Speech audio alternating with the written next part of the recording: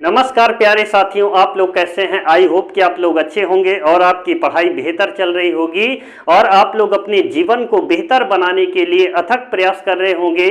प्यारे साथियों, आज आप लोगों के लिए एक बेहतरीन कंटेंट लेकर आए हैं। जैसा कि आपको सामने से दिख रहा होगा, और सामने से क्या दिख रहा होगा, धार्मिक और सामाजिक पुनर्जागरण से संबंधित बनने वाले उन सारे महत्वपूर्ण प्रश्नों को हमने लिया है जो आपकी एग्जाम की दृष्टि से बेहद महत्वपूर्ण है। और आप लोग देखिएगा, और देखने के बाद प्यारे मित्रों, अगर ये सेशन पसंद आता है तो आप लोग हमारे चैनल को लाइक एंड सब्सक्राइब कर दीजिएगा और अधिक से अधिक लोगों के बीच में शेयर करने का कार्य कीजिएगा। तो चलिए प्यारे मित्रों, हम समय को ना गवाते हुए पहले देखते हैं कुछ ऐसे फटाफट प्रश्नों को जो आज तक आप लोगों ने पढ़ लिया है, उसके बारे में देखेंगे। तत्पश्चात आपको धार्मिक और सामाजिक पुनर्जागरण की ओर लेकर चलने का कार्य करेंगे। तो चले पहले हम देखते हैं फटाफट, स्थायी बंदोबस्त व्यवस्था का जनक कौन है। जी हाँ, स्थायी बंदोबस्त व्यवस्था का जनक कौन है। तो प्यारे मित्रों, लॉर्ड कॉर्नवालिस है। कौन है? लॉर्ड कॉर्नवालिस स्थायी बंदोबस्त व्यवस्था का जनक है। पुलिस व्यवस्था का जनक कौन है? पुलिस व्यवस्था का जनक कौन है? लॉर्ड कॉर्नवालिस पुलिस व्यवस्था का जनक है। सिविल सेवा का जनक कौन है? जी हाँ, सिविल सेवा का जनक कौन है? लॉर्ड कॉर्नवालिस है। प्यारे मित्रों, इन सारे सेशन को आप लोग देखिएगा और अच्छा लगेगा तो आप लोगों जो है लोगों के बीच में अधिक से अधिक शेयर करने का कार्य। चलिए, विश्व मानवाधिकार दिवस कब मनाया जाता है? तो 10 दिसंबर को मनाया जाता है। मजदूर दिवस कब मनाया जाता है? तो याद रखना 1 मई को मनाया जाता है मजदूर दिवस। और तंबाकू निषेध दिवस कब मनाया जाता है? 31 मई को मनाया जाता है। तंबाकू निषेध दिवस कब मनाया जाता है? 31 मई को मनाया जाता है। और प्यारे मित्रों, मतदान दिवस कब मनाया जाता है? 25 जनवरी को मतदान दिवस मनाया जाता है। सरिस्का अभ्यारण्य भारत में कहाँ है? जी हाँ, सरिस्का अभ्यारण्य भारत में कहाँ है? तो ये राजस्थान में है सरिस्का अभ्यारण्य। और केवला देवघाना पक्षी अभ्यारण्य कहाँ है? जी हाँ, केवला देवघाना पक्षी अभ्यारण्य राजस्थान में ये भी है। जी हाँ, केवला देवघाना भी कहाँ है? राजस्थान में है। चलिए, नवाबगंज पक्षी अभ्यारण्य कहाँ है? तो याद रखा है उन्नाव जिला में है। कहाँ पर है? उन्नाव जिला में। सुल्तानपुर पक्षी अभ्यारण्य कहाँ है? सुल्तानपुर पक्षी अभ्यारण्य हरियाणा में है। सुल्तानपुर पक्षी अभ्यारण्य कहाँ पर है? तो ये हरियाणा में है प्यारे मित्रों। और आप लोग देखते रहिएगा, आपको एक बेहतरीन कंटेंट देने का पूरा प्रयास चल रहा है, जहां से एग्जाम में आपको बार बार प्रश्न पूछे जाते हैं। और आप लोग देखिएगा, अगर आप लोगों को अगर अच्छा लगता है तो लोगों के बीच में लाइक शेयर कमेंट जरूर कीजिएगा। चलिए, व्यक्तिगत सत्याग्रह आंदोलन। जी हाँ, व्यक्तिगत सत्याग्रह आंदोलन कब चलाया गया है? तो व्यक्तिगत सत्याग्रह 17 अक्टूबर 1940 को। जी हाँ, 17 अक्टूबर 1940 को महाराष्ट्र के पवनार आश्रम से। पहले सत्याग्रही कौन थे? आचार्य विनोबा भावे। कौन थे? आचार्य विनोबा भावे पहले सत्याग्रही थे।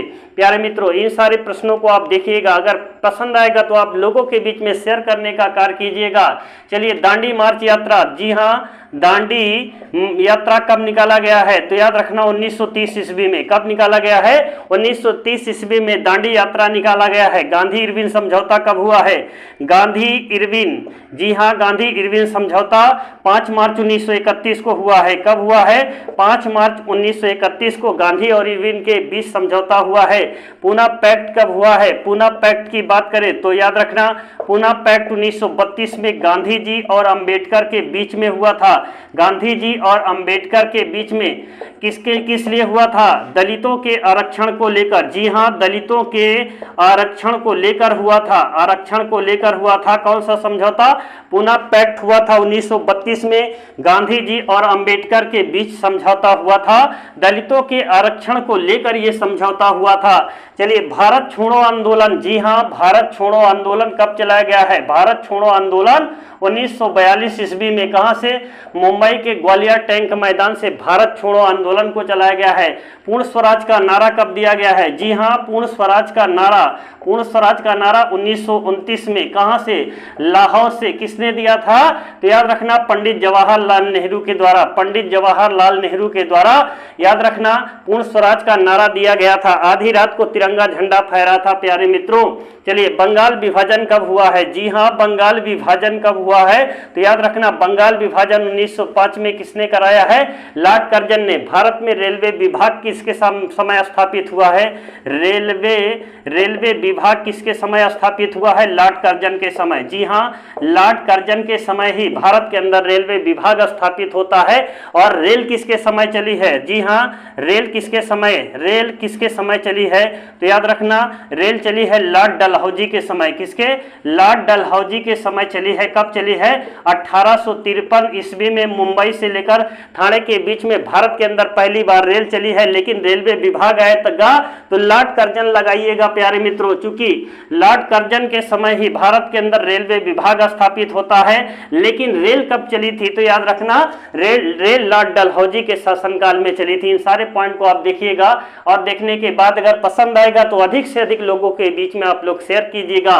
चलिए, मुस्लिम लीग पार्टी की स्थापना। जी हाँ, मुस्लिम लीग पार्टी की स्थापना कब की गई है? 1906 ईस्वी में किया गया है। कहां पर?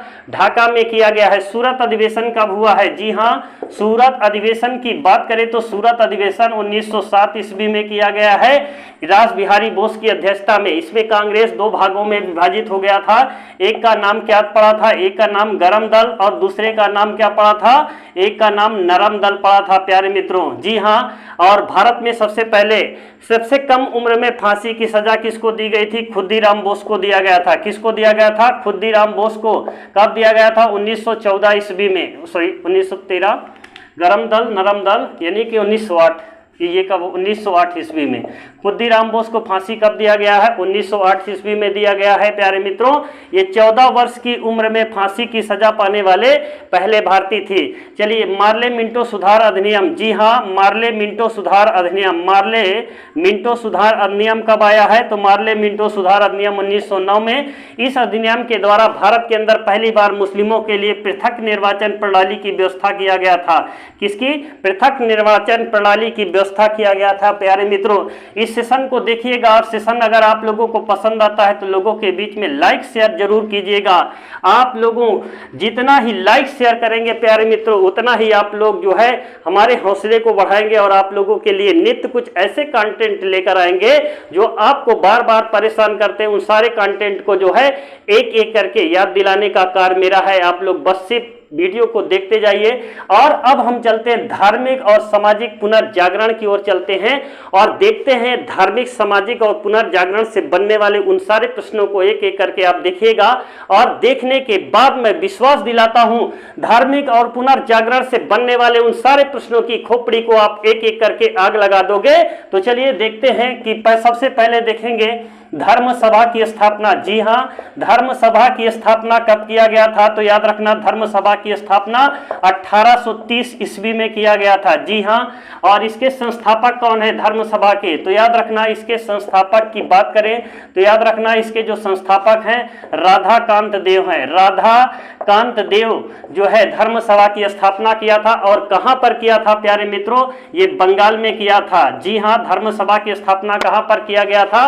बंगाल में किया गया था। क्यों किया गया था? इसका कारण क्या है? इसका उद्देश्य क्या है प्यारे मित्रों? उद्देश्य जानिएगा और उद्देश्य जानने के बाद आपको यहाँ सारी कंफ्यूजिंग दूर हो जाएगी। तो याद रखना धर्म सभा की स्थापना करने का जो उद्देश्य था तो याद रखना सती प्रथा का समर्थन करना। जी हाँ, सती प्रथा का समर्थन करना। इनका मतलब ये था कि जो सती प्रथा चल रही है ये ठीक चल रही है, इससे महिलाओं पर दबाव बना रहेगा। और याद रखना इन्होंने ही धर्म सभा की स्थापना 1830 में पश्चिम बंगाल में किया था। किसके नेतृत्व में? राधा कांत देव के नेतृत्व में बंगाल में किया गया था। इनका उद्देश्य क्या था? सती प्रथा का समर्थन करना प्यारे मित्रों। अब इसके आगे चलेंगे, देखेंगे राधा स्वामी आंदोलन। जी हाँ, अगले पॉइंट पर चलेंगे। राधा स्वामी आंदोलन कहां पर चलाया गया था? राधा स्वामी आंदोलन। तो याद रखना राधा स्वामी आंदोलन 1861 ईस्वी में चलाया गया था। और कहां पर चलाया गया था? आगरा में चलाया गया था। किसके नेतृत्व में? शिवदयाल खत्री के नेतृत्व में चलाया गया था। जी हाँ, किसके नेतृत्व में?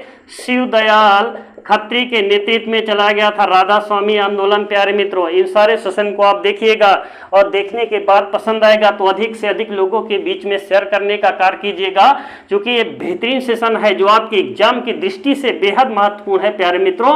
आप लोग देखिएगा और देखने के बाद 100% विश्वास दिलाता हूं कि यहाँ से प्रश्न एग्जाम में आना ही आना है। अब देखेंगे देव समाज की स्थापना तो हो गया। अब क्या देखेंगे? देव समाज के ही बारे में देखेंगे। ये तो कौन सा समाज था? धर्म। अब आप देखेंगे देव समाज। जी हाँ, देव समाज की स्थापना कब किया गया था? तो याद रखना देव समाज की स्थापना 1887 ईस्वी में। जी हाँ, 1887 ईस्वी में किया गया था। और कहां पर किया गया था?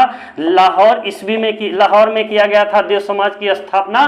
किसके नेतृत्व में? शिव नारायण अग्निहोत्री के नेतृत्व में। जी हाँ, किसके नेतृत्व में? शिव नारायण अग्निहोत्री के नेतृत्व में देव समाज की स्थापना किया गया था। कहां पर किया गया था? तो याद रखना ये किया गया था लाहौर में। मित्रों देखिए बीच में थोड़ा लाइट कट ऑफ हो गया था, इसलिए वीडियो को रोकना पड़ा था। और आप देखेंगे देव समाज की स्थापना 1887 में लाहौर में किया गया था शिव नारायण अग्निहोत्री के नेतृत्व में। अब इसके आगे देखेंगे servant society of India, Bharat सेवक समाज के संस्थापक। जी हाँ, भारत सेवक समाज के संस्थापक कौन है? याद रखना भारत सेवक समाज की स्थापना 1905 में किया गया है। कब किया गया? 1905 में। किसके नेतृत्व में? गोपाल कृष्ण गोखले के नेतृत्व में। गोपाल कृष्ण गोखले के नेतृत्व में भारत सेवक समाज की स्थापना किया गया था। और ये कहां पर किया गया था प्यारे मित्रों? ये मुंबई में किया गया था। कहां पर किया गया था? मुंबई में किया गया था भारत सेवा समाज की स्थापना। अगर इंग्लिश में आएगा तो सर्वेंट सोसाइटी ऑफ इंडिया के नाम से आएगा। सर्वेंट सोसाइटी ऑफ इंडिया की स्थापना कब किया गया है? 1905 ईस्वी में गोपाल कृष्ण गोखले के नेतृत्व में मुंबई में किया गया है। प्यारे मित्रों, समाज को सुधारने के लिए किया गया था। अब इसके आगे आप चलेंगे और देखेंगे सेवा समिति की स्थापना कब किया गया था। सेवा समिति, दो सेवा समिति है, तो सेवा समिति को पहले देखेंगे। सेवा समिति की स्थापना कब किया गया था? सेवा समिति की स्थापना 1914 ईस्वी में किया गया था। और कहां पर किया गया था? तो याद रखना प्यारे मित्रों, इलाहाबाद में किया गया था। जी हाँ, इलाहाबाद में किया गया था। किसके नेतृत्व में किया गया था? हृदय नाथ कुंजरू के नेतृत्व में। जी हाँ, हृदय नाथ कुंजरू के नेतृत्व में, हृदय नाथ कुंजरू के नेतृत्व में किया गया था प्यारे मित्रों। और दूसरी बार सेवा समिति बॉय स्काउट एसोसिएशन, ये दो है, आप इनमें कंफ्यूज नहीं होइएगा। मैं दोनों को सामने लिख रहा हूं ताकि यहां से आए तो आप उसको कंफ्यूज मत होइएगा। और दूसरी कौन सी समिति है? सेवा समिति बॉय स्काउट एसोसिएशन। सेवा समिति, जी हाँ, सेवा समिति बॉय स्काउट एसोसिएशन। जी हाँ, सेवा समिति बॉय स्काउट एसोसिएशन प्यारे मित्रों, इन सारे पॉइंट को आप देखते रहिएगा। सेवा समिति बॉय स्काउट एसोसिएशन की स्थापना भी 1914 ही में ही किया गया है। कब किया गया है? 1914 ईस्वी में किया गया है। किसके नेतृत्व में? श्री राम वाजपेयी के नेतृत्व में किया गया है। जी हाँ, किसके नेतृत्व में? श्री राम वाजपेयी के नेतृत्व में किया गया है। श्री राम वाजपेयी के नेतृत्व में। और कहां पर किया गया है? तो याद रखना इलाहाबाद में किया गया है। ये दोनों की स्थापना इलाहाबाद में किया गया है। बस इसका थोड़ा नाम छोटा और बड़ा, इसका मतलब सेवा समिति है और सेवा समिति बॉय स्काउट एसोसिएशन इसमें जुड़ा हुआ है। याद रखना ये श्री राम वाजपेयी के नेतृत्व में किया गया है। और पहली जो हुई थी स्थापना हृदय नाथ कुंजरू के नेतृत्व में किया गया था। और प्यारे मित्रों इलाहाबाद में किया गया था। अब इसके आगे देखने का कार्य कीजिए प्यारे मित्रों और देखिएगा शिशु वध पर रोक किसने लगाया था। जी हाँ, शिशु वध पर रोक लगाने का कार्य जॉन सोर किया था। आप सब जानते हैं, और नहीं जानते हैं तो आज आपको देखिएगा शिशु वध पर रोक। जी हाँ, शिशु वध पर रोक कब लगाया गया था? तो याद रखना 1795 ईस्वी में। किसने लगाया था प्यारे मित्रों? क्योंकि यहाँ से कई बार प्रश्न पूछा जाता है। शिशु वध पर रोक 1795 ईस्वी में किसके समय? तो याद रखना बंगाल नियम विलेजली के समय। जी हाँ, विलेजली के समय 1795। विलेजली का कार्यकाल भी देखिएगा। विलेजली का कार्यकाल की बात करें प्यारे मित्रों तो याद रखना 1798 से लेके 1798 ईस्वी से लेकर 1805 ईस्वी तक वेलेजली का कार्यकाल रहा है। और भारत में वेलेजली सहायक संधि का जनक है। कौन है? सहायक संधि का जनक कौन है प्यारे मित्रों?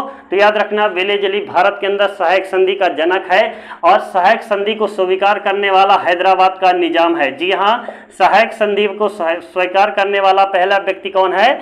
हैदराबाद का निजाम सहायक संधि को स्वीकार करने वाला ये पहला व्यक्ति है। और देखेंगे विधवा पुनर्विवाह अधिनियम भारत के अंदर कब आता है? जी हाँ, विधवा पुनर्विवाह अधिनियम भारत के अंदर कब आता है? तो याद रखना विधवा पुनर्विवाह अधिनियम 1856 ईस्वी में आता है। कब आता है? 1856 ईस्वी में आता है। इसके बाद और आगे देखेंगे भील सेवा मंडल की स्थापना कब किया गया है। एक एक पॉइंट को आप देखते चले प्यारे मित्रों, जहां भी आप लोगों को कंफ्यूजिंग है कृपया आप हमें कमेंट बॉक्स में कमेंट करके आप पूछ सकते हैं बार बार कि हमको यहाँ समझ में नहीं आया। मैं आप लोगों को पुनः उसको बताने का कार्य करूंगा। जहां भी जो भी आपको पॉइंट इसमें मिस्टेक लग रहा है, आपको नहीं समझ में आ रहा है, कृपया आप मुझे कमेंट जरूर कीजिएगा कि सर ये समय समझ में नहीं आया है। अब देखेंगे नील विद्रोह। जी हाँ, देखेंगे नील विद्रोह कब हुआ है। तो याद रखना नील विद्रोह 1859 ईस्वी में। जी हाँ, कब हुआ है? 1859 ईस्वी में। यह भारत का पहला कृषक विद्रोह है। जी हाँ, यह भारत का पहला कृषक विद्रोह है, पहला कृषक विद्रोह है। अब कहां पर चलाया गया था? तो याद रखना पश्चिम बंगाल। जी हाँ, पश्चिम बंगाल में चलाया गया था। पश्चिम बंगाल के नदिया जिले से चलाया गया था। किसके नेतृत्व में चलाया गया ये भी पूछा जाता है। तो याद रखना दिगंबर बिश्वास और विष्णु विश्वास के नेतृत्व में। जी हाँ, दिगंबर विश्वास और विष्णु विश्वास के नेतृत्व में और विष्णु विश्वास के नेतृत्व में चलाया गया था। प्यारे मित्रों, ये सारे पॉइंट को बहुत ही महत्वपूर्ण पॉइंट है और यहाँ से क्वेश्चन बनना तय है। प्यारे मित्रों, इतना बेहतरीन सेशन आज का था कि आप लोग यहाँ से देखिएगा और उम्मीद करता हूँ आज का जो मेरा ये सेशन है आप लोगों को पसंद आया होगा। और पसंद आया है तो प्यारे मित्रों लोगों के बीच में शेयर करने का कार्य कीजिएगा। इस समय ना जाने आप लोग कहाँ गुम हैं, जो इस समय आप लोगों की संख्या कुछ घटती जा रही है और कभी कभी तो आप बहुत ज़्यादा बढ़ जाती है और कभी कभी आप लोग दावत खाने चले जाते हो, आने के बाद कमेंट भी नहीं करते हैं। तो आज आप लोग क्या कीजिएगा, अधिक से अधिक मात्रा में लोगों को तुरंत जो है इसको शेयर करने का कार्य कीजिएगा। और आज की क्लास को मैं यहीं पर विराम करता हूँ। जय हिंद, जय भारत।